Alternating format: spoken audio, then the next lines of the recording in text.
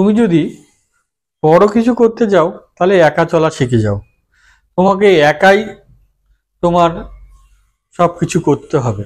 প্রথমে একাই চিন্তা করতে হবে কি করবে তুমি, একাই চলতে হবে, একাই প্ল্যানিং করতে হবে, একাই ট্রাভেল করতে হবে, একাই ওয়ার্কআউট করতে হবে, একাই যদি মুভিও দেখতে যাই একাও দেখতে হবে। হয়তো তোমাকে পাগল ভাববে লোকে, অনেকে পাগলও বলতে হবে, তুমি বলতে পারে তোমাকে, যেমন তুমি বড় চিন্তা করছো হয়তো, কিন্তু ওই পাগলরাই আজকে দুনিয়া সাকসেস করেছে।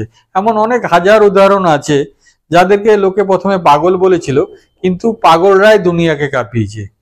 যেমন স্টিভেন হকিন্স, অ্যালবার্ট আইনস্টাইন, এদেরকে প্রথমে লোকেরা পাগলই ভেবেছিল, তো এই পাগলরাই কিন্তু রাজত্ব করছে এখন।